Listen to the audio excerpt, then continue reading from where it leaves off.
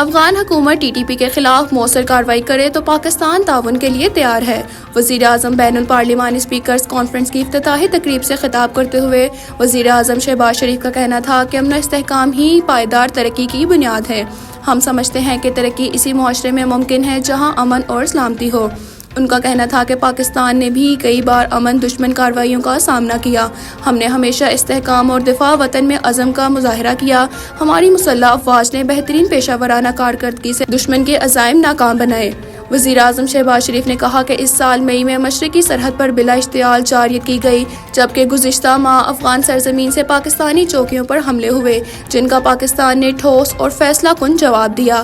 دنیا بھر میں جاری تنازعات نے امن کی اہمیت کو اجاگر کیا ہے۔ انہوں نے کہا کہ افغانستان کو سمجھنا ہوگا کہ کالعدم ٹی ٹی پی کی حمایت سے امن حاصل نہیں ہوگا۔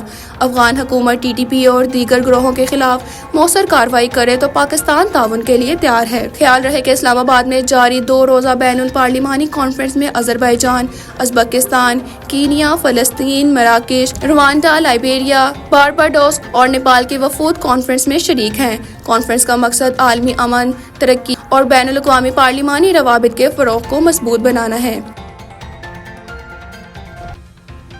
سپریم کورٹ نے اکثر طاقتور کا ساتھ دیا، عوام کا نہیں۔ جسٹس اظہر من اللہ کا چیف جسٹس کو خط۔ جسٹس اظہر من اللہ نے چیف جسٹس پاکستان کو 27ویں آئینی ترمیم سے متعلق 8 نومبر کو لکھے گئے خط میں کہا کہ سپریم کورٹ اکثر طاقتور کے ساتھ کھڑی رہی، عوام کے ساتھ نہیں۔ ذوالفقار علی بھٹو نے عدالتی پھانسی عدلیہ کا ناقابل معافی جرم تھا۔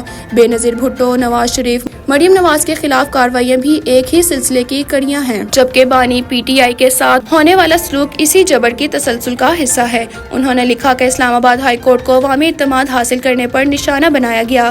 بہادر ججز کے خط اور اعتراف سپریم کورٹ کے ضمیر پر بوجھ ہے۔ ہم سچ جانتے ہیں، مگر صرف چائے خانوں میں سرگوشیوں تک محدود ہیں۔ سپریم کورٹ کے جج نے اپنے خط میں لکھا کہ بیرونی مداخلت اب کوئی راز نہیں، ایک کھلی حقیقت ہے۔ جو جج سچ بولتا ہے وہ انتقال کا نشانہ بنتا ہے، جو جج نہیں جھکتا اس کے خلاف احتساب کا ہتھیار استعمال ہوتا ہے۔ یاد رہے کہ مجوزہ 27ویں آئینی ترمیم کے حوالے سے گزشتہ روز جسٹس منصور علی شاہ کا چیف جسٹس کو لکھا گیا خط بھی سامنے آیا تھا، جس میں انہوں نے کہا تھا کہ عدلیہ متحد نہ ہوئی تو اس کی آزادی اور فیصلے متاثر ہوں گے۔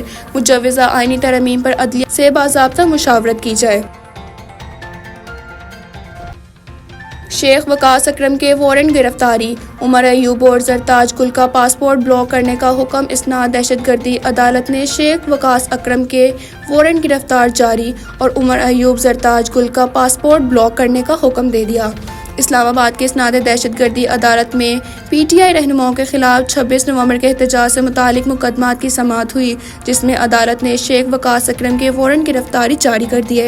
عدالت نے پی ٹی آئی رہنما عمر ایوب اور زرتاج گل کے پاسپورٹ بلاک کرنے کا بھی حکم دے دیا۔ کیس کی سماعت اسناد دہشت گردی عدالت کے جج طاہر عباس سپرا نے کی۔ عدالت نے متعلقہ حکام کو ہدایت کی کہ دونوں رہنماؤں کے پاسپورٹ بلاک کر کے رپورٹ عدالت میں پیش کی جائے۔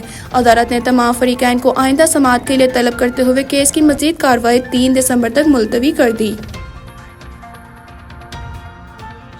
افغانستان میں جدید اسلحے کے ذخائر، خطرے کی سلامتی کو شدید خطرات لاحق ہے۔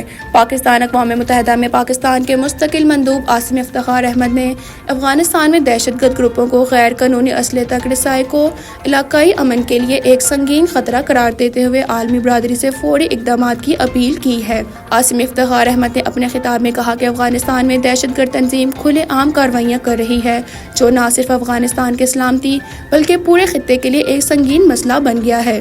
انہوں نے کہا کہ ان گروہوں کو عالمی سطح پر مالی اور عملی مدد حاصل ہے، جو ان کے تخریبی سرگرمیوں کو بڑھاوا دیتی ہے۔ پاکستان کے مستقبل مندوب نے کہا کہ یہ دہشت گرد گروہ پاکستانی شہریوں اور قانون نافذ کرنے والے اداروں کے خلاف اسلحے کا استعمال کر رہے ہیں، جس کی وجہ سے ہزاروں بے گناہ پاکستانیوں کی جانیں ضائع ہو چکی ہیں۔